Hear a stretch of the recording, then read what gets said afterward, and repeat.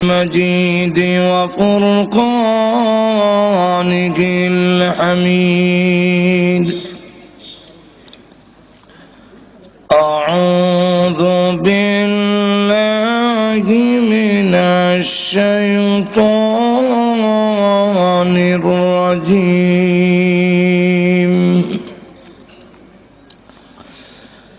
بسم الله الرحمن الرحيم. كل نفس ذائقة الموت وإنما توفون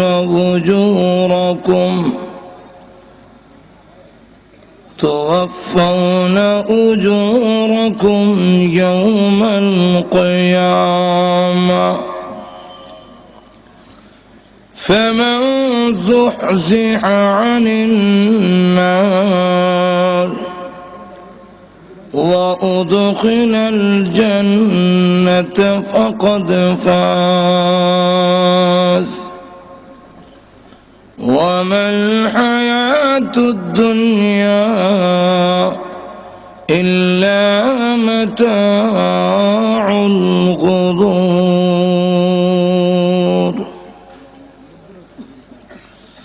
بارك الله لنا ولكم في القرآن العظيم ونفعنا وإياكم بالآيات والذكر الحكيم.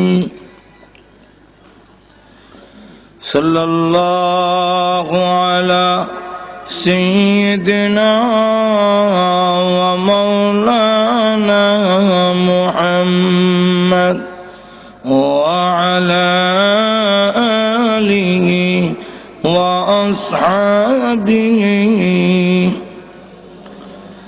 صلى الله على سيدنا ومولانا محمد وعلى آله وأصحابه وسلم. بلغ العلا بكماله كشف الدجى بجماله حسنت جميع خصاله. صلوا عليه.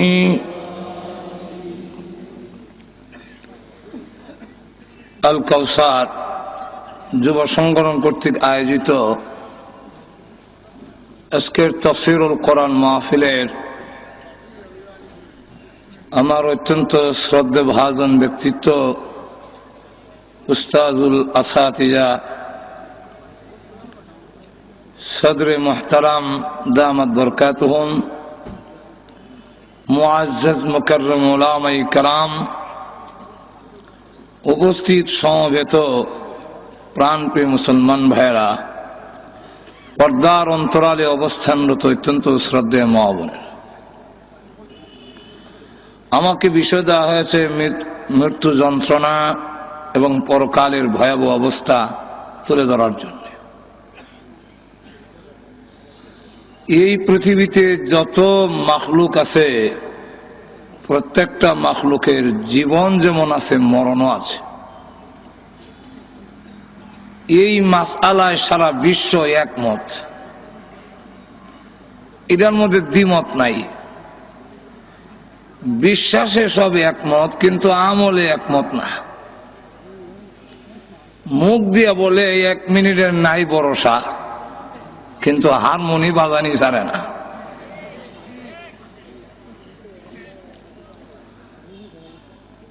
নিঃশ্বাসের বিশ্বাস নাই, এটা বলে ঠিক, কিন্তু গুনার কাম ছাড়ে না। প্রত্যেকটা প্রাণী সে মৃত্যুর যন্ত্রণা ভোগ করতে হবে। শুধু মরণ নাই আল্লাহর, আর সকলের মরণ আছে। এই পৃথিবীতে যা আছে সব ধ্বংসশীল।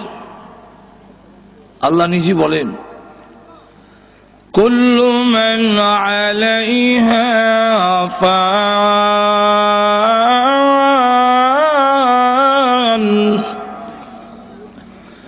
ওয়া ইয়াবকা ওয়াজহু রাব্বিকা যুল জালালি ওয়াল ইকরাম।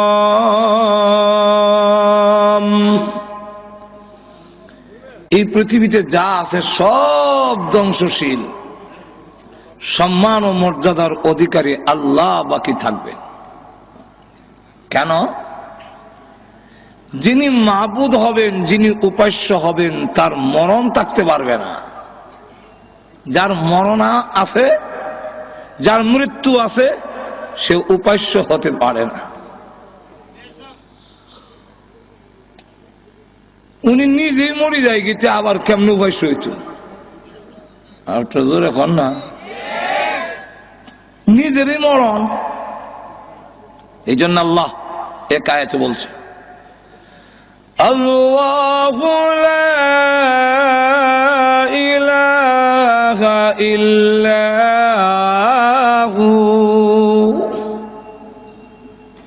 আল্লাহ যিনি ছাড়া আর কোনো মাবুদ নাই, আর কোনো উপাস্য নাই। কেন?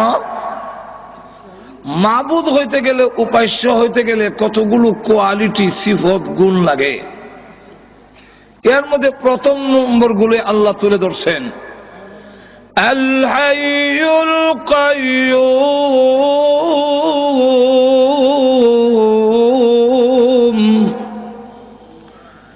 তিনি চিরঞ্জীব, যার মরণ নাই। মরবেন তো ক্ষুধা হবেন কিভাবে? আল্লাহ বলেন, মূর্তির উপাসনা যারা করো, তোমার এই মূর্তি কেমনে উপাস্য হইল? তোমার বিবেক একবারে নষ্ট হয়ে গেল। একটু লক্ষ্য করে দেখো, তোমার এই মূর্তি মুর্দা, জিন্দা নয়। একটু জোরে কন, আমওয়াতুন গায়রু আহইয়া।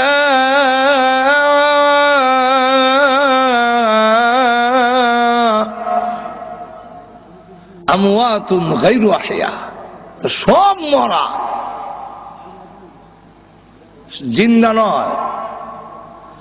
সুতরাং যে মরে যায় সে মাবুদ হতে পারে না। দুই নম্বর হলো আল্লাহ হলেন কাইয়্যুম। কাইয়্যুমের একটা ব্যাখ্যা লেখছেন তাফসীর ইবনে কাসিরের মধ্যে, যে আহওয়ালে নাজিরুন ওয়া আমালে হাজিরুন। যে বান্দার সকল অবস্থান যিনি দেখেন, বান্দার সকল আমলে যিনি উপস্থিত থাকেন, তিনি হবেন আল্লাহ। তাহলে সব জায়গায় উপস্থিত থাকা, মাখলুকের সকল হালত দেখাশোনা করা, এই গুণ কার? আর একটু ধরে আওয়াজ দিয়ে বলেন। এটাকে শরীয়তের পরিভাষায় বলা হয় হাজির ও নাজির। সব জায়গায় আছেন, সব জায়গায় দেখেন। আর আসা যাওয়া করলে হাজির নাজির হয় না। মাঝে মাঝে দেখে, মাঝে মাঝে দেখে না, এর নাম হাজির নাজির না। মাঝে মাঝে আমি দেখলাম, মাঝে মাঝে দেখি না। আমিও কয়েকটা মাহফিল আওয়া যাওয়া করি।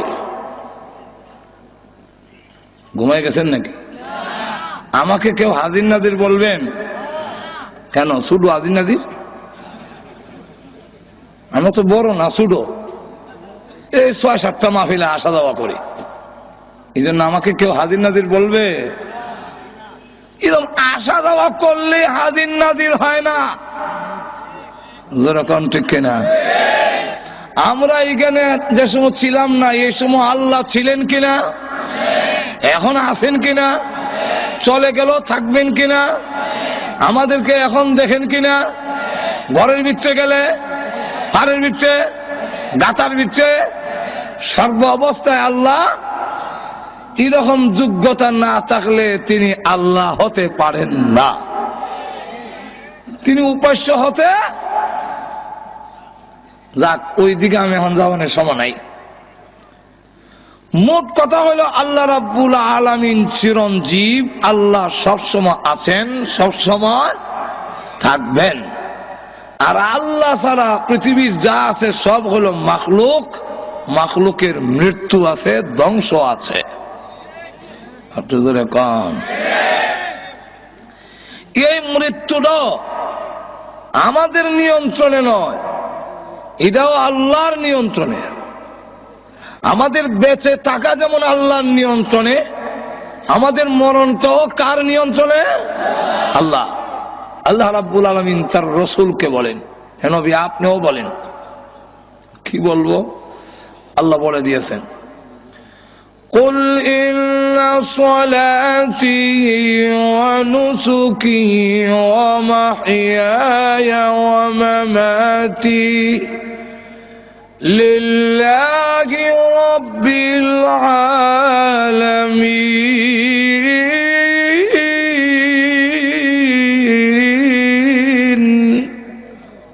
হে রাসূল আপনিও বলেন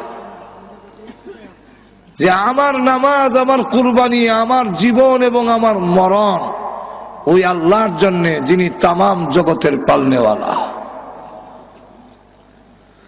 বিশ্ব নবীর মরণ জীবন আল্লাহর হাতে। প্রত্যেকটা প্রাণী তার মৃত্যু যন্ত্রণা ভোগ করতে হবে, মরণের সময় তার যন্ত্রণা হবেই, কেউ রেহাই পাবে না।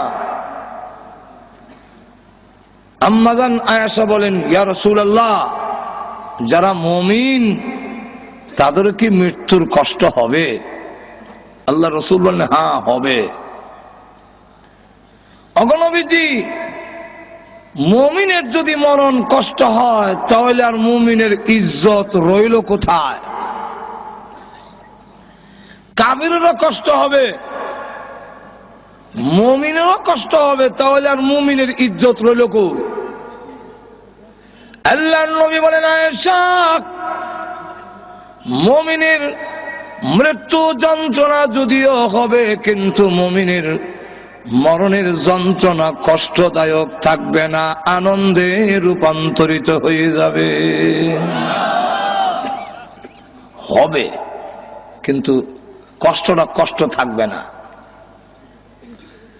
কেমনে থাকবে না এটা বলবো পরে, কিন্তু আগে মৃত্যু হবে এবং মৃত্যুর যন্ত্রণা থেকে কেউ রেহাই পাবে না। যেরকম ঠিক কিনা? ওই দিন যখন ধরবে আর সারাসারি নেই। আল্লাহ বলে, কাল্লা ইযা বালাগাতিত তারাকিয়া ওয়া কিলা মান রাক। যখন কণ্ঠনালীতে তার প্রাণ এসে যাবে, 500 ফেরেশতাকে তাকে চাপ দিয়া ধরবে। মুমিন যদি হয়, রহমতের ফেরেশতা আল্লামা জালালউদ্দিন সুয়ুতি রহমাতুল্লাহ আলাইহি নূরুস সুদূর ফি আহওয়ালিল কুবুর এই কিতাবে লেখেন যে 500 মুমিন যদি হয়, 500 রহমতের ফেরেশতা তাকে চাপ দিয়া ধরে। আর যদি কাফের হয়, গজবের ফেরেশতা তাকে চাপ দিয়া ধরে। চাপ দিয়া যখন ধরবে আর মৃত্যু যন্ত্রণা শুরু হবে পায়ের বুড়া আঙ্গুলের নখের গুড়ির থেকে, সেখান থেকে যন্ত্রণা শুরু হয়ে আসে। চাপ দিয়া যখন ধরে, এইভাবে চাপতে চাপতে কণ্ঠনালীতে যখন জান আইব, দম অনুয়াইব, বুঝিলেছি আর কোন কেউ সারানি সম্ভব না। ধনসম্পদ যা আছে সব দিবে, কিন্তু ফেরেশতা ছাড়ে না। আমার স্থাবর অস্থাবর সম্পত্তি যা আছে সব নাও। তাহলে মৌলভীবাজারের যা আছে সব নাও। না, তাম পৃথিবী নাও, আমারে সারি দাও। সুম্মা ইউনজিহিকা আল্লাহ। তখন সে আহা, আর উপায় নাই। কিলা, কিলার ফাইল কর্তা লুকাইল।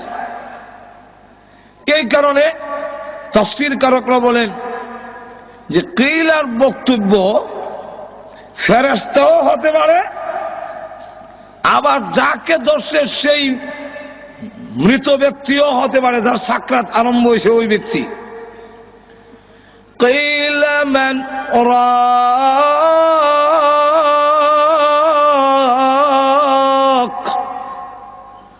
যদি ফেরেশতা হয় বলবে বলো এখন কোথায়? দুর্নীতিবাজকে ধরলে, চোর ডাকাতকে ধরলে, দলীয় লোক হইলে উপর থেকে মন্ত্রীর অর্ডার আসে, ছেড়ে দাও, দিস ইজ মাই অর্ডার। ঠিক কিনা? এখন কই আসেনি কেউ আমাদের হাত থেকে তোমাকে ছাড়াতে পারে? ঝাড়ফুঁক করনেওয়ালা, তদবির করনেওয়ালা কোন ডাক্তার কবিরাজ কি আছে যে ছাড়াতে পারবে? আর যদি বক্তব্য ওই সাকরাতগ্রস্ত রোগীর মানুষের হয়, তাহলে বলবে মান রাক, কই আমার ঝাড়ফুঁক করনেওয়ালা, এখন আমাকে ঝাড়ো, আমাকে ছাড়াও। কিন্তু দেখবে কোন সারা শব্দ নাই, কেউ জবাব দেয় না। তখন তার ইয়াকিন, বিশ্বাস হয়ে যাবে যে এখন আমার যেতেই হবে, আমার বিদায়ের সময় এসে গেছে, এখন কেউ আমাকে ধরে রাখতে পারবে? একটু জোরে কন। وظن أنه الفراق,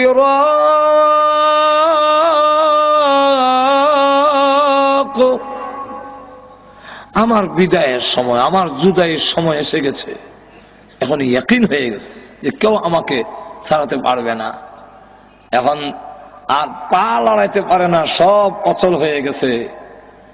আল্লাহর নবী, বিশ্ব নবী রাহমাতুল লিল আলামিন বলেন, এমন তৃষ্ণার্ত হবে, এমন পানির পিপাসা লাগবে, তখন দেখা যাবে তাম পৃথিবীর পানি যদি তার মুখের মধ্যে ঢেলে দেওয়া হয়, তথাপিও তার পানির পিপাসা দূর হবে না। এমন যন্ত্রণা সব বুক করতে হবে। হযরত মূসা আলাইহিস সালাতু ওয়াস সালাম, আল্লাহর পয়গম্বর, ইন্তেকালের পরে একজন স্বপ্নে দেখে জিজ্ঞাসা করলো, হুজুর মৃত্যু যন্ত্রণা কি আপনি কষ্ট পেয়েছেন? উনি বলেন, কতগুলো বিষাক্ত কাঁটা আমার পেটের ভিতরে ঢুকাইয়া সমস্ত রোগের মধ্যে পেঁচাইয়া কয়েক হাজার লোকে এক জুড়ে একবারে টান মারলে যদ্দূর কষ্ট হবে এর চাইতে বেশি কষ্ট আমার হয়েছে। জালালউদ্দিন সৈয়দী রহমাতুল্লাহ আলাইহি ওনার কিতাবের মধ্যে লেখেন, ঈসা আলাইহিস সালাতু ওয়াস সালাম এক কবরে গিয়া বললেন, কুম বিইজনিল্লাহ, আল্লাহর হুকুমে উঠো। এমনি কবর থেকে একজন উঠছে, জিজ্ঞাসা করলো, মান আনতা ওয়া মা ইসমুকা, তুমি কে, তোমার নাম কি? উনি বলেন, আমার নাম সাম, আমি নূহ আলাইহিস সালামের ছেলে। হযরত ঈসা আলাইহিস সালাতু ওয়াস সালাম কয়েকটা প্রশ্ন করেছিলেন। আমি যেই পয়েন্টটা আপনাদেরকে বুঝাইতে চাই, উনাকে ঈসা আলাইহিস সালাম জিজ্ঞাসা করলেন, আপনি কি আবারও কবরে যেতে চান না দুনিয়াতে থাকতে চান? যদি থাকতে চান আমি আল্লাহর কাছে বলবো, ফরিয়াদ করব, আল্লাহ আপনাকে কয়েকদিন পৃথিবীতে থাকার সুযোগ যেন দেয়। হযরত সাম আলাইহিস সালাম বলেন, ও ভাই ঈসা, এখন যদি আমি আবার দুনিয়াতে থাকতে চাই, আর আমার ভিতরে যে রূহ আসছে, আমি যে জিন্দা হইছি, এই রূহকে নেওয়ার জন্য আবারও আজরাইল আসবে?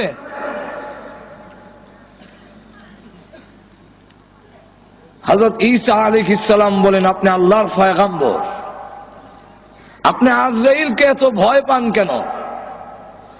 হযরত সাম আলাইহিস সালাম বলেন, আপনার সাথে তো এখনো আজরাইলের দেখা হয়েছে না, আপনি কি বুঝবেন? ও ঈসা আলাইহিস সালাম, আজ থেকে 4000 বছর আগে আমার রূহ বের করা হয়েছিল, কিন্তু আজও পর্যন্ত আমি মরণের কষ্ট ভুলতে পারি নাই। আর আসতে কেন সুবহানাল্লাহ। চাপ দিয়া যখন ধরবে, মৃত্যু যন্ত্রণার থেকে কারো রেহাই নাই। আল্লাহর নবী বিশ্বনবী রাহমাতুল লিল আলামিন যেদিন পৃথিবী থেকে বিদায় হয়ে যাবেন, আম্মাজান আয়েশা বলেন আমার ধারণাটা পাল্টে গেল। বিশ্বনবীকে চাদর দিয়ে আবৃত করে রেখে দেওয়া হয়েছে। আল্লাহর নবী যেমন এসেছিলেন রবিউল আউয়ালে, আবার বিদায়ও হয়েছেন রবিউল আউয়াল মাসে। জোরে কোন ঠিক কিনা? আরো জোরে কোন। আশার আনন্দ, বিদায় হওয়ার ব্যথা, দুইটা যখন একত্রিত হয় তখন বিদায় হওয়ার ব্যথাটাই মনে বেশি থাকার কথা। জোরে কোন ঠিক কিনা? কিন্তু আমাদের সমাজ হইল শুধু আসার আনন্দ, যাওয়ার কোনো ব্যথা অন্তরে নাই।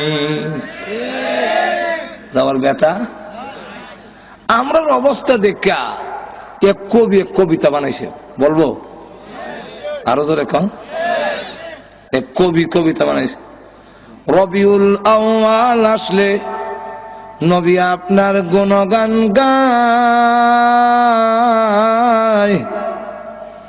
রবিউল আউয়াল মাস গেলে পরে নবী গো আপনাকে আমরা ভুলে যাই। আমরা অবস্থা তখন এরকম। দরুদ পড়ি, মিলাদ পড়ি, কিয়াম করি, বড় বড় সেমিনার করি, জশ্নে জুলুসের মিছিল করি, আরো কত মিষ্টি খাই। মিছিলকারীদের চেহারার দিকে চাইলে পরে দাড়ির বংশ নাই।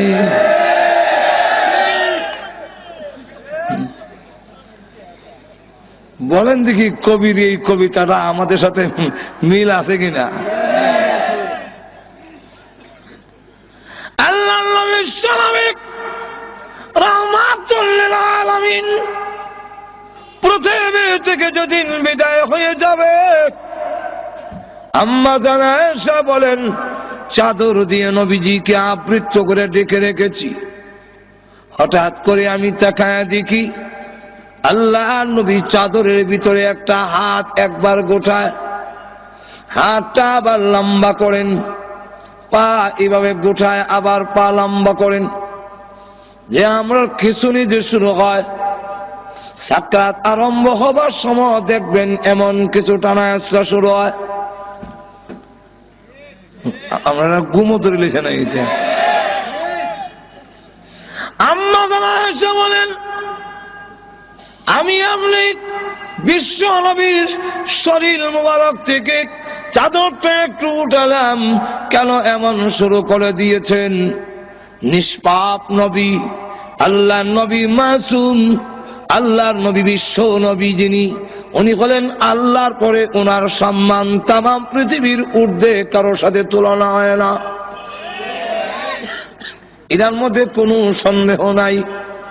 কিন্তু লক্ষ্য করে দেখুন, আম্মা জান আয়েশা সিদ্দিকা রাদিয়াল্লাহু আনহা বলেন পৃথিবীর মানুষেরা রে, আমার ধারণা পাল্টে গেল।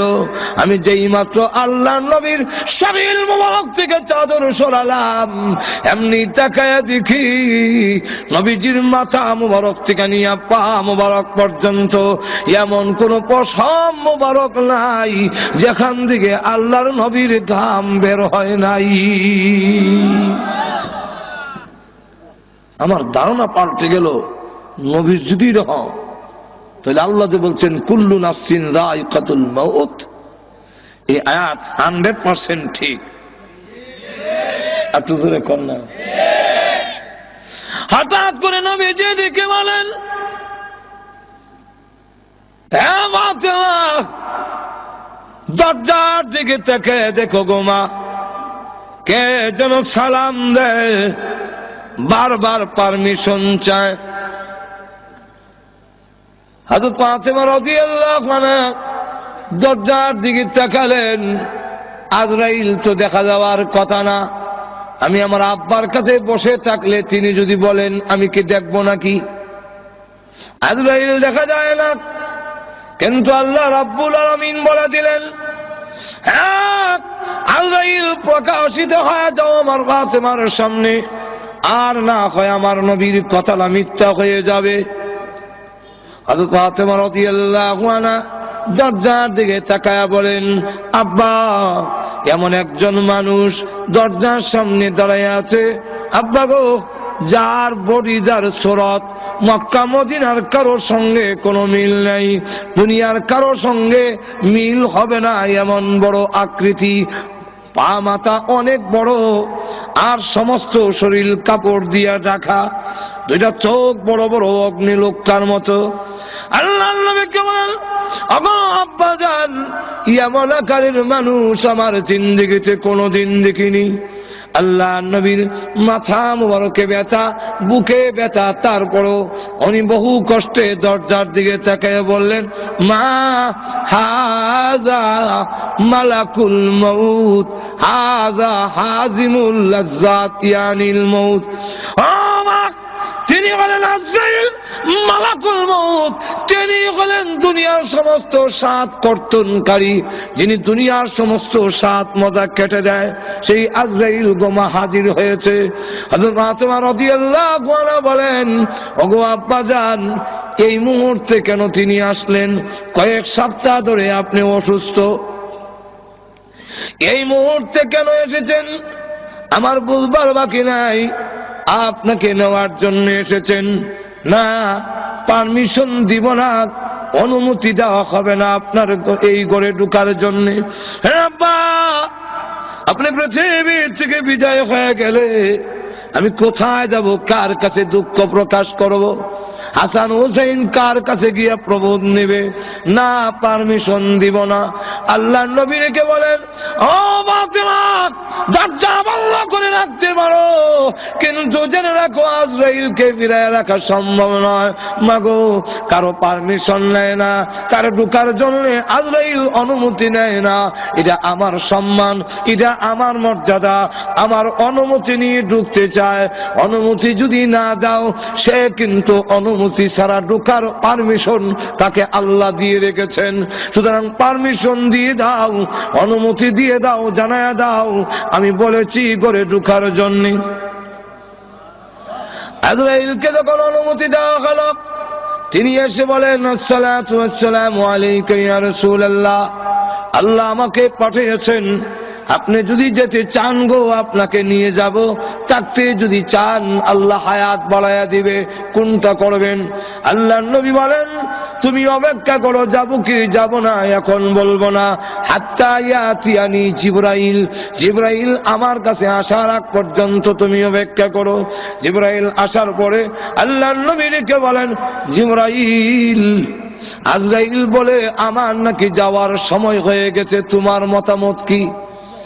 জিবরাইল আলাইহিস সালাতু ওয়াস সালাম তখন কোরআন শরীফের একটি আয়াত তিনি পড়লেন, ইন্নাকা মাইয়িতুন ওয়া ইন্নাহুম মাইয়িতুন। ওগো নবী, আল্লাহ আগেই বলেছেন আপনিও মরণশীল, তারাও, আপনার দুশমনরা।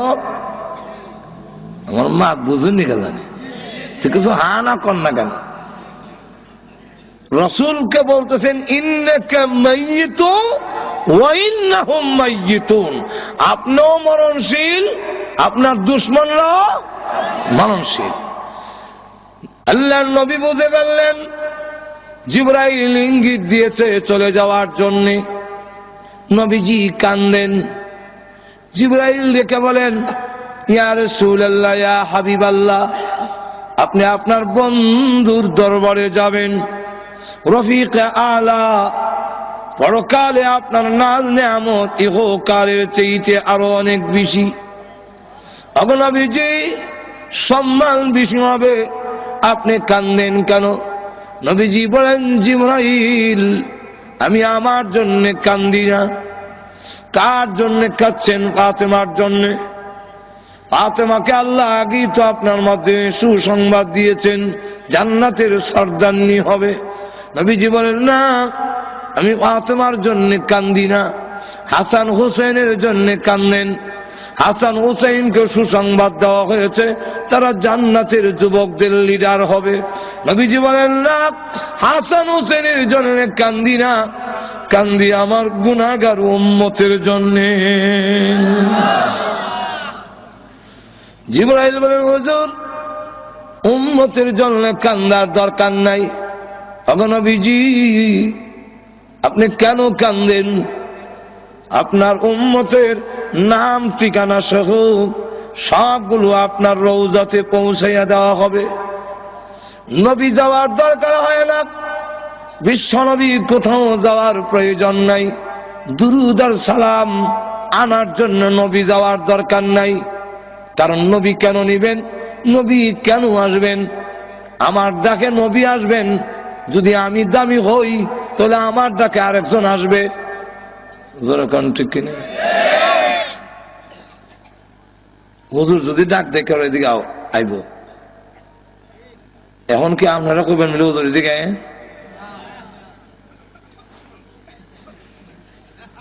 যার দাম বেশি ওনারা ডাক দেয়া কখন জানাবিলে আপনি আইয়া নেন। আল্লাহ নবীর সম্মান বেশি, নবীকে বলা যায় না নবী আসেন, আয়া নেন, দুরূদ সালাম গেল একটা। আর একটা হইল, আমরা দুরূদ আর সালাম পড়ি, এগুলা কি নবীর লাভ না আমাদের লাভ? লাভটা কার? তাহলে দুরূদ সালাম পৌঁছানির ব্যবস্থা তো আমরা না করতাম, লাভ আপনার আর রাসূল নিত। আমার লক্ষ্য করে দেখুন, আল্লাহর নবী বিশ্ব নবী রাহমাতুল লিল আলামিনকে জিবরাইল আলাইহিস সালাতু ওয়াস সালাম বলতেছেন, ইয়া রাসূলুল্লাহ, ইয়া হাবিবাল্লাহ, আল্লাহর নবী গো, কান্নার দরকার নাই, আপনার উম্মতের দুরূদ আর সালাম পৌঁছাইয়া দেওয়া হবে।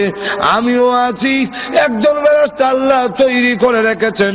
পৃথিবীর যতগুলো মাখলুক আছে, আম্মার ইবনে ইয়াসির থেকে বর্ণিত হাদিস, ওই ফেরেশতার ততটা কান আছে। পৃথিবীর যেই কোনো জায়গায় যেই কোনো লোক যদি দরুদ পড়ে, তার বাবার নাম, দাদার নাম, 14 গোষ্ঠীর নাম সহ ঠিকানা সহ মুহূর্তের মধ্যে আল্লাহর নবীর কাছে পৌঁছাইয়া দেওয়া হয়। নবী নেওয়ার দরকার নাই। আগে নবীজি কান্দেন না, আপনার উম্মতের সংবাদ আপনি পেয়ে যাবেন। এটাও তো আল্লাহ আগে আপনাকে জানাইয়ে দিয়েছেন। নবীজি ডাক দেবেন, জিবরাইল, উম্মতের সংবাদ পাবো কি পাবো না, এই জন্য কান্দি না জিবরাইল। সন্তান যদি ইংল্যান্ড থাকে আর ভালো অবস্থানে থাকে, তাহলে সংবাদ না পাইল মা বাবার মনটা কিছু হইল শান্তি থাকে। ছেলে খোঁজখবর নেয় না, কিন্তু অন্যের মারফতে জানতে পারে ইংল্যান্ড লন্ডনের মধ্যে তার ছেলে খুব ভালো পজিশনে আছে, সম্মানী আছে, কিছু হইলেও শান্তি পায়। আমার না দেব, আমার ছেলে তো ভালো আছে। সংবাদ যদি নাও পাই, আমার উম্মত যদি এই পৃথিবীতে ভালো অবস্থানে থাকে, তাহলে আমার তো সংবাদ পাওয়ার দরকার নাই। এটা আমার বিষয় নয়। আমি কেন কান্দি? এতদিন পর্যন্ত আল্লাহ আমাকে আয়াত নাজিল করে জানায়া দিয়েছিলেন, মা কানাল্লাহু লিয়ুযিবাহুম ওয়া আনতা ফীহিম। ওগো নবীজি, আপনি যেখানে আছেন এদেরকে আমি আল্লাহ গজব দিব না, আমি আযাব দিয়ে শেষ করব না, যেহেতু আপনি এখানে আছেন। ও জিবরাইল, আমি রাসূল যখন পৃথিবী থেকে বিদায় হয়ে যাব, তখন আমার উম্মতের জিম্মাদার কে হবে? তামাম পৃথিবীর উম্মতে মুহাম্মদী যদি একসাথে আল্লাহ গজব দিয়ে শেষ করে ফেলে, আমার উম্মতের দায়িত্ব কে নেবে, কে এই দায়িত্ব গ্রহণ করবে? এমনি আল্লাহ ডাক দেয়া বলেন, অরে জিবরাইল, আমার বন্ধুকে বলো চোখের পানি মুছে ফেলার জন্য। আর কাঁদতে হবে না, আর কাঁদতে হবে না, এখন থেকে আনা কাবিলুম মিনহুম, আমি স্বয়ং আল্লাহ তার উম্মতের জিম্মাদার হয়ে গেলাম।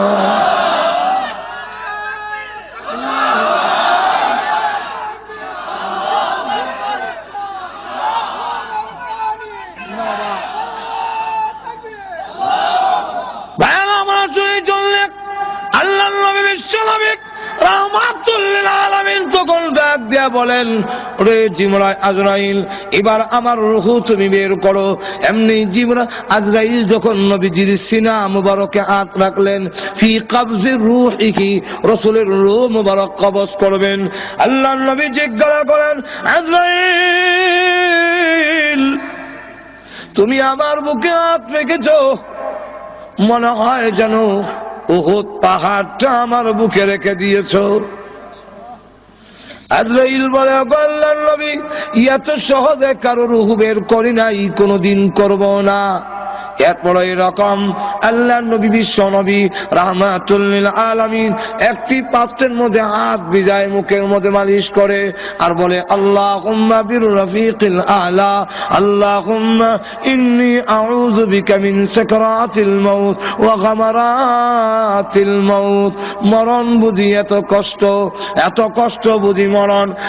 আমার সাকরাতের যন্ত্রণা থেকে, মৃত্যু যন্ত্রণা থেকে কেউ রেহাই পাবে না, সকলেই মৃত্যু যন্ত্রণা বুক করতে হবে, জানবীর করতে এত কষ্ট হবে। আরে আল্লাহ রাব্বুল আলামিন কোরআনে উল্লেখ করে দিয়েছেন, ওয়ান্নাজিআতি গারকা والنازعات غرقا والناشطات نشطا والنازعات غرقا والناشطات نشطا। এরা দুই দলের কথা দুই রকম আল্লাহ বলে দিয়েছেন যে কাফিরদের রূহ আল্লাহর নাফরমানদের রূহ যখন বের করবে, কিভাবে বের করবে এটার একটা এক্সাম্পল দিলে আপনাদের বুঝতে সুবিধা হবে। এক্সাম্পলটা হলো, জীবনে কেউ আলোক তুলছেন কিনা, আলোক তুলছেন কিনা জানি না, কিন্তু আমি তো জীবনে আলোকও তুলছি। আলোক চিনেন না আপনারা? চিনেন? শাপলা শালুক যে মাটির তলে থাকে, পানির তলে, আর হাতা থাকে, আর তো এখন হাতা, আর আলোকটা নিচে বলতে মাটির নিচে, পানির নিচে না, খালি পানি না, মাটির নিচে এর ভিতরে। তো এইভাবে টার্গেট ঠিক করতাম, হাতার ধরে আলোকটা কই আছে, এরপরে ডুব দিয়া গিয়া গুতা দিয়ে আঙ্গুল দিয়া আলোক বাইর করিয়া হাতা উতা সিরিয়া বেগত হইতাম, আবার আরেকটা তুলতাম। আল্লাহ বলেন, ওয়ান্নাজিআতি গারকা। নাজিআত শব্দের অর্থ হলো সজোরে টাননেওয়ালা ফেরেশতাগণ, আর গারকা গারকুন শব্দের অর্থ হলো ডুব দেওয়া।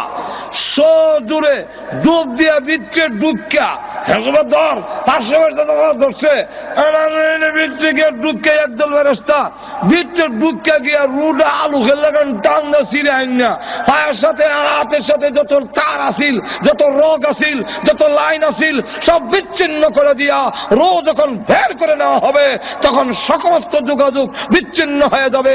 হাত আর নড়বে না, পা আর নড়বে না, জবান আর নড়বে না, চোখ আর হাতি মারবে না। এখন দেখা যায় আর নাক গ্রাণ নিতে পারে না, মাথায় বুঝে না, সকল যোগাযোগ বিচ্ছিন্ন করে দেওয়া হবে। যেদিন ওই টান দেওয়া হবে তখন বুঝবা মৃত্যু যন্ত্রণা কারে কয়। কোন ঠিক কিনা? ওয়ান্নাশিতাতি নাশতা, ওয়ান্নাশিতাতি নাশতা এর অর্থ হইল মৃদু ভাবে হালকা ভাবে গিরো কুলনেওয়ালা ফেরেশতাগণ। এটাও তাফসীরের কিতাবে উদাহরণ দিছে এইভাবে, আমরা দেশে ফুটকা বেলুন, বেলুন ছিলেন তো আপনারা, বেলুনটারে তখন ফু দিয়া বাতাস দিয়া ফু দেয়, ফু দিলে বেলুনটা অনেক বড় হয়, মুখটার মধ্যে একটা বান দেয়, দিলে বেলুনটা আসিল মুর্দা অহন হয়েছে জিন্দা। এখন দেখবেন বেলুন উপরে উঠে নিচে নামে, এমনি যায় এমনি যায়, ঠিক কিনা? এটার ভিতরে রু হয়েছে। ঠিক তেমনি হবে বেলুনের মতো মার দেহের মধ্যে আমার একটা বডি আছিল, এটার মধ্যে আল্লাহ এটার মধ্যে হু দিছে, হু দিছে বলে বেলুনের মতো। আর এখানে একটা বান দিছে, এখানটা যেমন রুটা বাড়িয়ে না যায়, না খোলা পর্যন্ত এটা হার যাইতো না, এখানে হয়েছে। এখন আমিও দেখা যায় লড়ি আর কন্যা আমারও নড়াচড়া। এখন ওই বেলুনের বান্ডা কুল্লা দেওয়ার সময় কিছু হইলো যাতা ডাউন লাগবো বান্ডা কুলতে গেলে, কারণ এটা সিরার ভিতরে আমার দিছে। বুঝাইতাম পারছি কেন? আল্লাহ বান্ডা কি কুলতে গেলে কিছু কষ্ট দেওয়ান লাগতো না? ফুটকাটারে কিছু যাতা দেওয়ান লাগবো, বাতাস কিছু কমাইতো, কমাইয়া জায়গাটারে ঠিক কিনে কিছু যাতা দাম লাগে, কিছু যাতা দাম লাগে, দিয়া জায়গাটা খালি করার লাগে, অস্কর্ত বিরোধে বিচ্ছা মরিছে। এই বিরোধ কুল্লা দিলে দেখবেন ফ্রুত করে বাতাসটা গেছে কি, আর বেলুনটা আবার মূর্ধ হয়ে ঘুরে রয়েছে। ঠিক না? ঠিক তেমনি ভাবে ইমানদার আল্লাহওয়ালা তারা আল্লাহর রসুল বলেন মরণ কষ্ট হবে, কিন্তু কষ্টটা কষ্ট থাকবে না, আনন্দে পরিবর্তন হয়ে যাবে। কইতাম নি উদাহরণ দিয়া? আর তো যারা কান্না আনন্দে আবার হয় কেমনে, এটা বুঝাইতে গিয়া এক আল্লাহওয়ালা, উনার নাম হাকিম আখতার সাহেব দামাত বরকাতুহুম, উনি উনার কিতাবের মধ্যে এই জিনিসটা বুঝাইতে গিয়া একটা ঘটনা আনছেন। এই ঘটনাটা হইলো এইভাবে একটা উদাহরণ দিচ্ছেন যে, মনে করেন মনু নদীর এই পারে একজনের বাড়ি এক ছেলের, আর ওই পারে হইল মেয়ের বাড়ি, দুইজনে তার ভালোবাসা। ঠিক এই ভালোবাসা এমন পর্যায়ে গেছে মারাত্মক। এখন বাপ ভাইয়ে গরম ওয়াটার খালি নদীটা ফাই দিবে, ঠ্যাং ভাঙ্গিলেন, এখন আর যাইতে পারে না।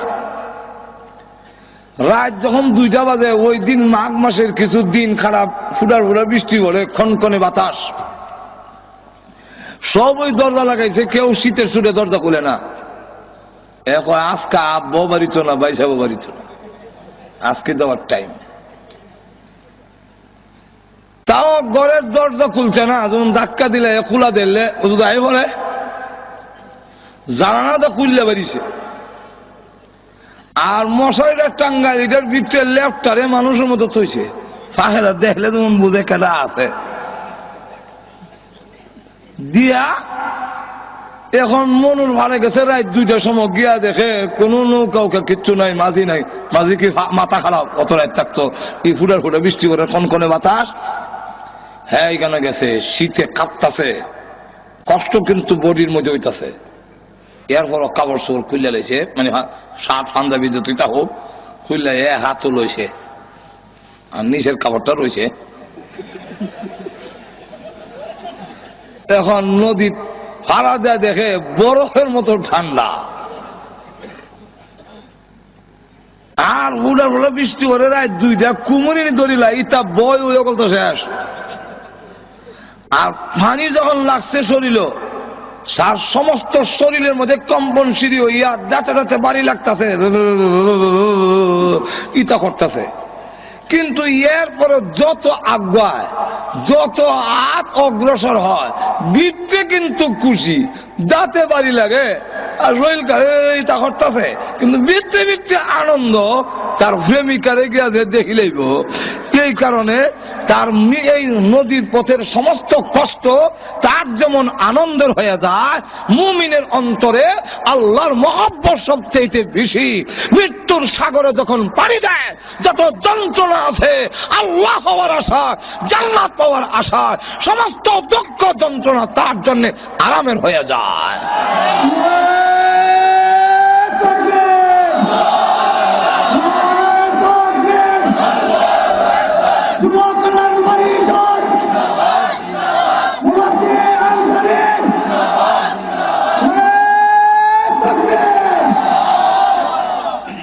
এরপরে এখন দেন কেন হইব, দুইটা উদাহরণ আরো দিব। একটা বিষয় কোন জানা যে সময় আবার বিলে মৃত্যু যন্ত্রণা এবং পরকালের অবস্থা সুবহান, 2-4 দিন সময় দিলেন না কোন দিত কোন ঠিক কিনা।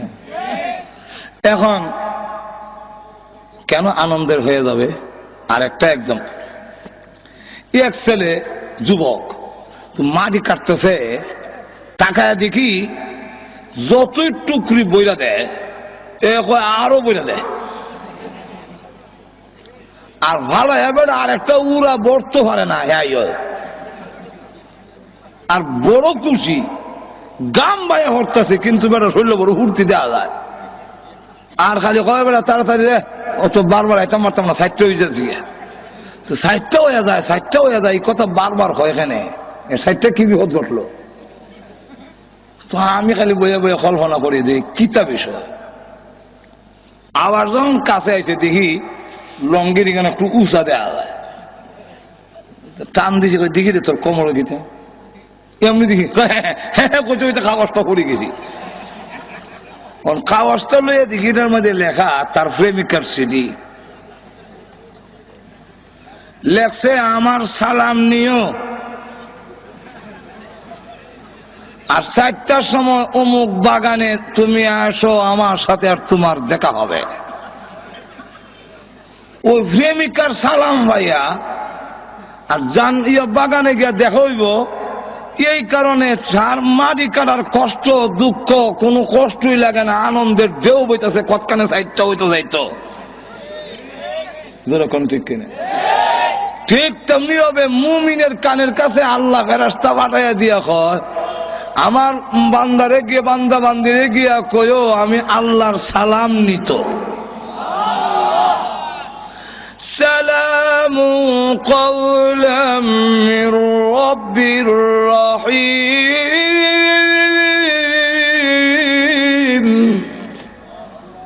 আমার পক্ষ থেকে আমার বান্দারে সালামটা দিয়া দিও। ফেরেশতারা যখন মুমিন ইমানদারের কানে আমরা যাতা দর্শিটি কই, যখন কানে কয় আল্লাহ তোমারে সালাম দিছে, কে সালাম দিছে?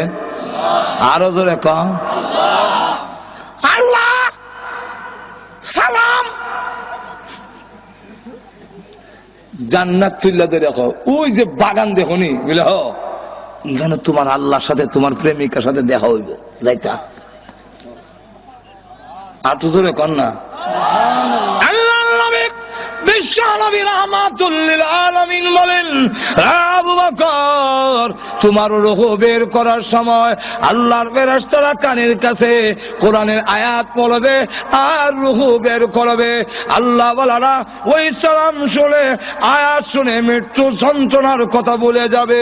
আল্লাহর নবী বলেন, ও আবু বকর এই আয়াত পড়বে তোমার কানের কাছে, ইয়া আইয়াতুহান নাফসুল মুতমাইন্না ইরজিই ইলা রাব্বিকি রাদিয়াতান মারদিয়া ফাদখুলি ফি ইবাদি ওয়াদখুলি জান্নাতি।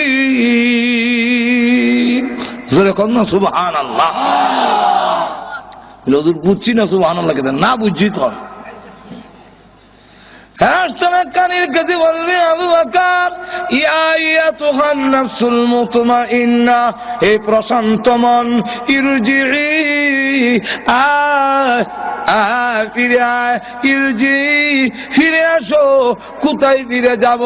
ইলা রাব্বিকি তোমার রবের দিকে চলে আসো। কোন অবস্থায়? রাদিয়াতান মারদিয়া তুমি আল্লাহর প্রতি রাজি, আল্লাহ তোমার প্রতি রাজি। আয়ো ফিরে আসো, ফাদখুলি ফি ইবাদি ওয়াদখুলি জান্নাতি। আল্লাহর প্রিয় বান্দাদের অন্তর্ভুক্ত হও আর আল্লাহর তৈরি জান্নাতের ভিতরে ঢুকে যাও। যন্ত্রণা আর যন্ত্রণা থাকতো না, যন্ত্রণা হইব। আগে এমনি দইরা ফুরা গালতো, দুধছেন ধর ধর ধর মনোফুরা 2-4 জন ধরে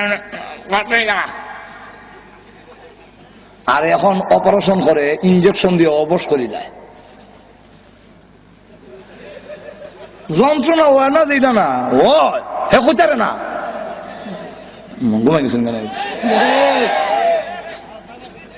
আমার কথা বুঝতেছেন নি? যন্ত্রণা হইতেছে না এটা না হইতেছে কিন্তু কইতারে না কন্ট্যাক্ট কিনা ভাইরা আমার জান্নাতের দিকে দেখাই ওই জান্নাত দেখো নিবিলে হ্যাঁ এখানে তুমি আল্লাহর সাথে দেখা হইব আল্লাহ আল্লাহ আমার কুরআন রুবাই করছে কইতারে না আর তোদের কন্যা সুবহানাল্লাহ আল্লাহ আরো উদাহরণ দেই দিতাম নি ওখানে না আপনারা হাসপাতাল নিয়ে খতনা করাইলেন আমরা ছোট সময় তো খতনা করাই তো আজম আইয়া যেমনে খালি দেখছি আজম এক দৌড় দিয়ে বাড়ি সাইয়া আর এক বাড়ির গরুর গোয়াইলের ভিতরে গিয়ে লুকাইছি দইটা আনে গিয়ে বড় ভাই কোন সময় বিদায় করে দিয়েছি বেটারে আদিকা না বেলা আমি তোর বড় ভাই না আদিকা মিয়া জল চকিত বয়সে আর আজম জোর করে না যখন বয় দিছে বয় দিয়ে দুই ঠ্যাং দুই দিকে আর কল্লা মুখ ওই দিকে বুড়াইয়া আমি ধরছে কি ধরার মতো ওরকম ঠিক কিনা এই যে ধরার মতো ধরছে এমন সময় দেখা যায় আল্লাহ ধরার মতো ধরছে আর খালি বেটা আত্মার যন্ত্র বাইল করতেছে এটা কাপড়ের মধ্যে কি তো জানে পাউডার লাগাইতেছে ব্যান্ডিস বন্ডিস আর যন্ত্রপাতি দেখা এখনো কইলাম আমার গায়ে শুইছেও না ধরছেও না কিন্তু দেখবেন চিল্লায় মরি যাই মারলে লোক মারলে খালি যে আর যে ধরছে এখন কইতাছে না না কিচ্ছু লাগবে না না কিচ্ছু কিন্তু কোনটা না এই সবাই নিরাময় মা ঘর থেকে ডাক দিয়া কয় সাপ আমার ফুয়ার মেরে নিবে আমি তোর মা থাকতে কে রে তোর আর লোক আমি সারবার লাগে না বুঝে খুব ভালো করি এখন হ্যাঁ আবার মিষ্টি খুব পছন্দ করে ছোট সময় তো মিষ্টি খাবে লেগে বড় পাগল দেওয়া না তো একলা মিষ্টি বাড়েছে কয় আর মুখ নিয়ে একলা মিষ্টি দেয় তো মুখের সামনে না কয় দেখ রসগোল্লাটা দেখ তেমনি খালি রসগোল্লা দেখছে এখন আর যন্ত্রর দিকে খেয়াল নাই তো যন্ত্রণাও নাই এখন খালি হেওয়ানিটা আছে মানে লোক কাটি নিতে নাই আর এখন খালি যন্ত্রণা নাই খালি হেওয়ানি এই অবস্থায় রসগোল্লা দিছে মুখে মুখে দেওয়ার পরে যেই মাত্র এখানো করছে দাঁত করতো রসগোল্লা সারা জিব্বা যখন সরিয়ে গেছে কি চোখ টিপ দিয়া বলে ভয় করো না চিন্তা করো না ঘাবড়াও না ওই জান্নাত তাকায়া দেখো জান্নাতের দিকে তাকাইয়া হুর করবে হুরহিরা করো কিলমানরা রসগোল্লা শরবতের গ্লাস মুখের সামনে দেখায় তোরে খাওয়াইতাম এই অবস্থা দেখে আজরাইল কোন সময় তার রূহ বের করেছে একটুকু খবর থাকবে না যদি সত্যিকারের মুমিন হওয়া যায় আর না এমন ভাবে চাপ দিয়া ধরবে হাড্ডি গুলো যখন ভেঙে চুরমার হয়ে যাবে চিৎকার হয়ে থাকবে তোমরা রাখো আমাকে একটু সাহায্য করো কিন্তু না কেউ সাহায্য করবে না একটা জিতা বকরি ছাগলের চামড়া টেনে চুললে যদ্দুর কষ্ট হবে এর চাইতে বেশি কষ্ট অনুভব হবে যখন প্রাণ পাখি বের হয়ে যায় এমন হয় অবস্থা শরীরে একটা মাছি বসলেও সে ব্যথা পায় বরদাস্ত করা যায় না এমন কোন অঙ্গ নাই যা ভালো রয়েছে সবগুলো ভেঙ্গে চুরমার করে বেড়ে দিয়েছে সবগুলো ভেঙ্গে একবারে শেষ করে দিয়েছে এইভাবে রূহ বের করে যখন নিয়ে যাবে আল্লাহ রাব্বুল আলামিনের দরবারে আর দেখো রে গোসল গোসল দে আস্তে দাও বড় দুঃখ পায় আস্তে দাও ওই অবস্থা নেককার যদি হক দেখে বলে তোমরা জানা গো দাও আমাকে তাড়াতাড়ি কবরে নাও কবরে নিয়ে যাও কবর আমার জন্য বড় আরামের ঘর তাড়াতাড়ি নিয়ে যাও। আর যদি গুনাহগার হয় ডেকে বলে আমার নিও না, বিদায় দিও না। এই দেহটাকে কবর নিয়ে শুয়ে দিলে আযাবের কোনো সীমা থাকবে না। কবরে যখন নিয়ে যাক, কবরের আযাব থেকে কেউ রেহাই পাবে না। আল্লাহর নবী বিশ্ব নবী রাহমাতুল লিল আলামিন বলেন, কবরের আযাব থেকে যদি রেহাই পেত আমার সাদ ইবনে আবি আমার সাদ ইবনে মুআয রাদিয়াল্লাহু আনহু রেহাই পেত। হযরত খাদিজাতুল কুবরা রাদিয়াল্লাহু আনহা কান্দে, আম্মা জান আয়েশা খাদিজাতুল কুবরা চোখের পানি ছেড়ে দিয়ে ইন্তেকালের সময় কান্দে। আল্লাহর নবী জিজ্ঞাসা করেন, ও খাদিজা কেন কাঁদলো? কান্দি কারণে আমি পৃথিবীর থেকে বিদায় হয়ে যাব গো নবীজি, কিন্তু ভয় লাগে, কবরের কোনো সামান নাই, কোনো প্রস্তুতি নাই, কি নিয়ে কবরে যাব গো নবীজি, ভয় লাগে। আল্লাহ নবীকে আরো বলেন আরেকটার জন্য কান্দি। একটা হলো আমি পৃথিবীর থেকে বিদায় হইয়া কবর কি লইয়া যাব, কবরের কোনো সামান আমি খাদিজাতুল কুবরা নাই, এই জন্য কারণে। আর একটা কারণ হলো মক্কার বেঈমান কাফেররা আপনার প্রতি নির্যাতন করে, আপনাকে কষ্ট দেয়। আমি খাদিজা আপনার পাশে ছিলাম, আমি বিদায় হয়ে গেলে আপনার সহযোগিতা কে করবে? নবীজি দুঃখের পাশে ছিলেন খাদিজাতুল কুবরা, আমি বিদায় হয়ে গেলে তখন আপনার সহযোগিতা কে করবে? ফাতেমা রাদিয়াল্লাহু আনহা এই সময় ছোট ডাক দিয়ে বলে, মা আপনি কাঁদলেন না, আপনি বিদায় হয়ে গেল, আমি ফাতেমা আব্বার সাথে আছি, জীবন যেতে পারে আমি আমার বাবাকে ছেড়ে দূরে যাব না। এই জন্যে আল্লাহ নবী যখন দাওয়াতের কাজে যেতেন ফাতেমা পিছনে কোমর ধরে রাখত, কাপড় ধরে রাখত। হযরত খাদিজাতুল কুবরা রাদিয়াল্লাহু আনহা যখন কাঁদলে আল্লাহর নবী বিশ্ব নবী রাহমাতুল লিল আলামিন ডাক দিয়ে বলেন, খাদিজা কাঁদো না, তোমার সতীনদের কাছে আমার সালাম পৌঁছাইয়া দিও। হযরত খাদিজাতুল কুবরা বলেন, ইয়া রাসূলুল্লাহ, আমার সতীন কারা আবার সালাম দিতাম? আপনি তো আমার আগে আর কোন বিয়ে করেন নাই, কেডা গেল আমার আগে সালাম দিতাম গিয়া? আল্লাহর নবী বলেন, ও খাদিজা, জান্নাতের ভিতরে মরিয়ম এবং আসিয়ার বিবাহ আমি বিশ্ব নবীর সাথে হবে, তাই তারা হবে তোমার সতীন। এই কথার মাধ্যমে জানাইয়া দিলাম সালাম দিও। এর অর্থ হলো তুমিও আল্লাহর তৈরি জান্নাতের ভিতরে চলে যাচ্ছ। তাদেরকে সালাম দিতে গেলে জান্নাতে যাওয়া লাগতো না, দুজকে গিয়া পাইব। হযরত খাদিজাতুল কুবরা রাদিয়াল্লাহু আনহা এরপরে ভয় করে, ওগো আল্লাহর নবী, আপনার ব্যবহারের একটা কাপড় দিবেন আমার কাপড়ের ভিতরে দেওয়ার জন্য। ওগো নবীজি, আমার বিশ্বাস আপনার ব্যবহারের কাপড় যদি আমার কাপড়ের ভিতরে থাকে তাহলে কবর আমাকে চাপ দিতে পারবে না। হযরত খাদিজাতুল কুবরা রাদিয়াল্লাহু আনহার মতো মহিলা, যাকে আল্লাহ সালাম দিয়েছেন। কে সালাম দিয়েছেন? আর আমরা দেশের মহিলারে না হয় প্রধানমন্ত্রী সালাম দিল, কি তৈলতে ওহন সালাম পাইবা, 7 বছর করে ভিডিও হইবা মাজর এখন ঠিক। এটা বাংলাদেশের পৃথিবীর ইতিহাস। ন্যায় সম্মানে বিদায় দেওয়া সম্মান করিয়া বিশ্বের বড় প্রেসিডেন্ট বুশ পর্যন্ত 8 বছর রইল ক্ষমতা, আর শেষ বেলা দেখা যায় জুতার ভিটা দিয়ে বিদায় হইয়া দিছে। যাও ঠিক কিনা? খাদিজাতুল কুবরা মা বোন আছে আজকের মাহফিলের পিছনে, এই জন্য মা বোনকে বলবো যে খাদিজাতুল কুবরা রাদিয়াল্লাহু আনহা, আল্লাহ নবী মনে হয় আমরা হুজুর আইতাছে, কারণ টাইম হুজুর আনেন, হুজুররা আনেন ভাইয়ারা আমার, কারণ প্রত্যেকের তো একটা টাইম আছে, এখন ঠিক না? 12টার ভিতরে দোয়া হইব, তো আমরা বরুণা হুজুর উনিও আছেন, এসে দোয়া করবে। আবার 12টা বাজে গেলে অনেকের বাসা বাড়ি তো, এটা তো আর গ্রামগঞ্জ না, বাসার বাড়ি শেষে গেটে আর খোলা হইতো না, সারা রাত 12 তাউন লাগবো খারাপ। ভাইয়ারা আমার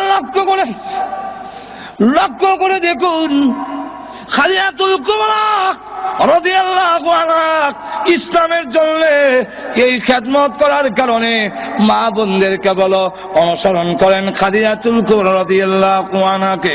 খাদিজাতুল কুবরা রাদিয়াল্লাহু আনহা আল্লাহর নবীর যেইভাবে সহযোগিতা করেছেন, একেবারে প্রাথমিক অবস্থায় সকলের আগে ঈমান আনলেন। আল্লাহর নবী বলেন, খাদিজা বলো লা ইলাহা ইল্লাল্লাহ মুহাম্মাদুর রাসূলুল্লাহ। সঙ্গে সঙ্গে তিনি পড়ে নিলেন।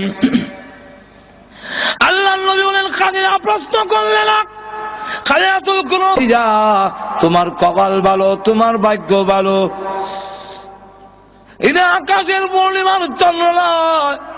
তাওরাত কিতাব যদি সত্য হয়ে থাকে, এর ব্যাখ্যা হলো আমিনার পূর্ণিমার চন্দ্র সর্বপ্রথম নবী হইয়া তোমার কোলে উদয় হবে। এটা হলো ব্যাখ্যা। নবীজি দিনের কাজে বাইরে থাকলে ধন সম্পদ উজাড় করছে নই, ধন সম্পদ বিরাট বড় শিল্পপতি আছেন, সব দিলাইছে ইসলামের লেগা। এরপরে আবার আল্লাহু আকবার, রাত্রে আয়েশা ডাক দেয়, খাদিজা লাব্বাইক ইয়া রাসূলুল্লাহ। প্রথম ডাকুই জবাব দাও, ঘুমাও নাই? আপনি ঘুমাইলে আল্লাহ কাছে আমি কি জবাব দিব? আমি ঘুমাইলে আপনার দরজা যখন ডাকবেন, খাদিজা খাদিজা খাদিজা, আমি ঘুমোচিত্রে হয়ে ঘুমাই দিলাম, আপনার ডাক শুনলাম না। আল্লাহ কিয়ামতের মাঠে বলবে, ও খাদিজা, আমার নবী তোমার দরজায় ডাকে আর তুমি নাক ডাকে ঘুমাও। আপনি জোরে কর না। যদি ওই পথ অনুসরণ করেন, আপনার স্বামীকে যদি গলে আসার পরে দরজা ডাক দেওয়ার পরে বিরক্ত না হইয়া যদি খুলে দেন, সালাম বিনিময় যদি হয়, স্বামীর ঘরের হাতের মধ্যে যা আছে নিয়ে যায়, একটু গরম হইলে বাতাস দেয় পাখা দিয়া, কারেন্ট তো বাংলাদেশেও থাকই না, একটু বাতাস দিলেন, বাতাস দেয়। এমনি আল্লাহর পক্ষ থেকে ঘোষণা দেওয়া হয়, ফেরেশতারা রে, এই পুরুষটা নেক আমল করে জিহাদে গিয়া, জুম্মা নামাজে গিয়া, ওয়াজ তাফসীরে গিয়া, রুজি রোজগার কইরা যা সওয়াব পাইছে, এই সম পরিমাণ সওয়াব মহিলার আমল নামায় লিখে দাও। হযরত খাদিজাতুল কুবরা রাদিয়াল্লাহু আনহা দেখেন, এইভাবে করার কারণে উনাক প্লেট দিয়ে খাওয়ান লই আইতাছে নবীজির দরবারে। এমন সময় জিবরাইল রাসূলের কাছে বসা। জিবরাইল কয়, ইয়া রাসূলুল্লাহ, এই মুহূর্তে মহান আল্লাহ আপনার খাদিজাকে সালাম দিয়েছেন। সুবহানাল্লাহ। আর জোরে কর না। খাদিজাকে সালাম দিয়েছেন। শুধু সালাম না, আল্লাহ বলেছেন খাদিজার জন্য আল্লাহর তৈরি জান্নাত ওয়াজিব হয়ে গেছে। সুতরাং মা বোনরা যদি খাদিজাতুল কুবরাকে অনুসরণ করেন, তাহলে জীবনে দুনিয়া তো দামি হবে, পরকালও দামি। জোরে কোন ঠিক না? আর যদি তসলিমা নাসরিন রে আর উরুস মুরুস জামানের লেগে চিন্তাধারা করেন, জোরে কোন ঠিক কিনা? একটা তো আছে আমাদের দেশের হাউজি বাম্পার এক্সিবিশন মেলা, আর আরেকটা হইল উরুসের নাম দিয়া আরেক বড় ভণ্ডামির মেলা। এটা তো কি দেখা যায়, বেডা বেডি, জডা জডি, যুবক যুবতী, লাউ ডবকি, গুতা গুতি, ভাড়া বাড়ি, গাঞ্জার দুয়ায় কিয়ামতের অন্ধকার। আপনি জোরে কর না। ওইগুলোর থেকে এইগুলা না গিয়ে 5 ওয়াক্তের নামাজ পড়েন। আল্লাহ রাসূল বলেছেন, ইদা সাল্লাত খামসাহা, 5 ওয়াক্তের নামাজ আদায় করেন, সামাত শাহরাহা, রমজান মাসের রোজা রাখেন, আসরাত ফারজাহা, পর্দা করেন, ওয়া আতাত বালাহা, স্বামীর কথা মেনে চলেন, ফাল তাদখুল মিন আইয়ি আবওয়াবিল জান্নাতি শাআত, আপনি যে কোনো দরজা দিয়ে ইচ্ছে 8টা বেহেশতের প্রত্যেকটা দরজা খোলা থাকবে, যে কোনো দরজা দিয়ে ইচ্ছে আল্লাহর তৈরি জান্নাতের ভিতরে প্রবেশ করতে পারবেন। আর আপনারা খালি, এটা তো মহিলারা কইলাম, হেরা কইব খালি বেড়াইন তেরে কয়, আমরা দেশের বেড়াইনও বালা না। আর তো জোরে কন না।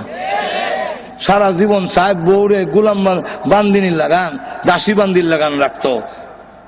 আওয়াজরে করো, আমি জামাই। এই সিস্টেম ইসলাম মানে না। আর তো জোরে কন্যা এই সিস্টেম ইসলামে মানে না। একজন বান্ধবী এবারে থাকবার আমনে নবাব নাসরুল্লাহ থাকবাই ইরার নাম যদি সালাম হয় তাহলে তো আমরাও কিছু কদম বসি করণ দরকার। বউ করবো মনে করেন 29 দিন, আপনি একদিনও তো বউর ভাও ধরে কইতেন বিলাও তোমার ভাওটার ধরে ঠিক কিনা। ফির সাহেব যদি ভাওয়া ধরায় মুড়িদের 29 দিন, ফির সাহেব তো মুড়িদের একদিনের ধরত। কই পাইছেন এগুলা? মাজুর এখন ঠিক কিনা? কই পাইছেন এগুলা? আল্লাহ নবীর কদম ধরে সালাম করেছেন, কেউ কদম ধরে করেছেন, এর ইতিহাস নাই। ওই মুসলিম শরীফের হাওয়া ধরে দিছিল, ধোঁয়া মেরে দিছিল কদম বুসি। এটার নাম কদম, এটার নাম কদম বুসি। আর আমরা এটার নাম আত বুসি। আত বুসি, আত বুসি দাম সুমনা বুসক সুমা দেওয়ান, কদম ফাও সুমা দেওয়ান অন দেলাই দি এটা দিয়ে আত বুসি মাজুর এখন ঠিক কিনা। সুমা দে আতে নাম হইলে কদম বুসি, জোর এখন ঠিক কিনা। একজন গোলাম আর একজন মনে দেখা যায় বাদশা, এরকম এই সিস্টেম এটা আল্লাহ গ্রহণ করেন না, আল্লাহ পছন্দ করে না, ইসলাম পছন্দ করে না, বিশ্বনবী পছন্দ করে না, সাহাবায়ে কেরামের আদর্শের মধ্যে নাই। বরং ইসলামের একটাই সালাম, সেটা হবে আসসালামু আলাইকুম। আর তো জোরে কন্যা আপনিও কি এক বেগম সাহেবরে সালাম দিবেন? সালাম জীবনও দেয় না, খালি কদম বুসি করো। আবার মামা শ্বশুর আইলে মামা শ্বশুরে করো গো, মামা শ্বশুর 10 হাত দূরে, বউ অনমারিত কাবলায়, মামা শ্বশুর এখান থেকে আবার লাগতো না গো, লাগতো না, বাচ্চাটা হ সালাম হইলে লাগতো না কেনা, আমরা অন্য কেনা। মাজুর এখন ঠিক কিনা, জোর এখন ঠিক কিনা না। আপনিও করে ঢুকে সালাম দেন। আল্লাহ নবী দেখাইয়া দিয়েছেন স্ত্রীর কি পাওনা। আম্মা জান আয়েশা বলেন, আমার জিন্দেগিতে কোনদিন আগে আল্লাহ নবীকে সালাম দিতে পারি নাই। গরু ঢুকিয়া গিয়া কইত, আমরা দেশের বেড়াইতের অভ্যাস খারাপ। গরু ঢুকিয়া কয় ভাত হইছে নি? ভাত তো হইছে, ডাল তো হইছে না। কোন জামার বেদ গেছলে? এটা আমাদের ব্রাহ্মণবাড়িয়ার ওইদিকে বাসা, এক বাসা আছে, কোন লাঙ্গের বাদ গেছলে? তো এই বউ মানত কেমনে তারে? আর দিন আপনি রাত গিয়া ডাকলে 10 বার ডাকলো দরজা বলে না, খালি কয়। হ্যাঁ আস্তে গাইছি, আস্তে বুঝি কয়। 1-10 মিনিট খারা রাখিয়া এরপরে কয়, ও তো রাত কোন বোর বাইত আসলা? ওই আপনি যে কইলেন লাঙ্গের বাড়ি, তখন কয় কোন বোর বাইত। এই হইল জোরে কোন ঠিক কিনা না। আল্লাহ নবী বিশ্বনবী রাহমাতুল লিল আলামিন করে ঢুকেছেন। আয়েশা খাবার হয়েছে না গো নবীজি?